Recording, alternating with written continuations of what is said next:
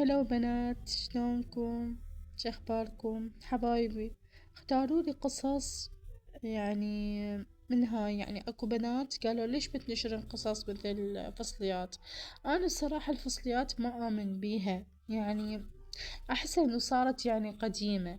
يعني اكو قصص يعني حقيقية واكو قصص يعني هواية حقيقية، بس هسه شو اسوي؟ يعني بعض البنات وطلبوا من عندي يعني حتى بالانستغرام، هسه شوفوا لي اي قصة من هاي وانا ان شاء الله انشرها.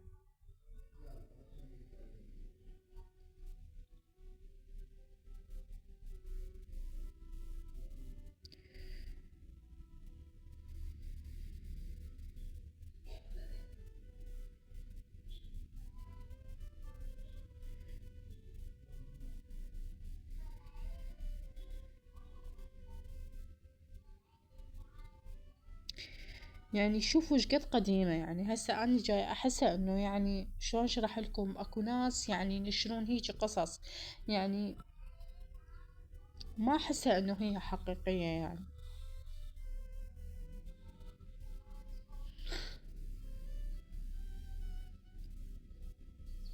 يعني اوكي، يعني انا سألت ماما يعني انه صحيح انه اكو هيج شي.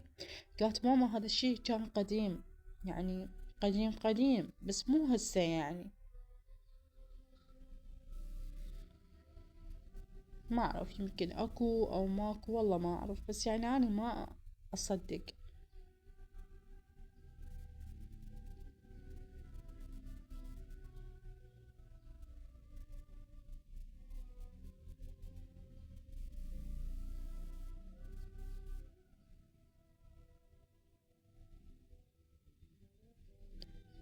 يلا بنات، اتمنى انكم شو اسمه اي قصة تريدوها كتبولي اسمها وانا ان شاء الله اقدر انزلها، واذا ما اقدر اعذروني. مو مسألة شي احسها شو اشرح لكم. شوفوا يعني اني سألت ماما هواية هم يعني فقلت لها عندنا واحدة من قرايبنا هيك صار بيها. قالت يعني تتذكر انه يعني امها سولفت لها انه اكو يعني واحدة من قرايبهم راحت فصلية، بس هي ماتت يعني خلفت، يعني جابت 6 ما ادري 7.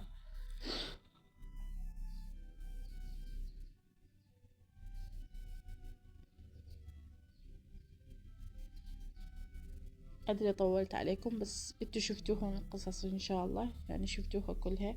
اي قصة من هاي تعجبكم قولولي يعني من اسمها. اوف.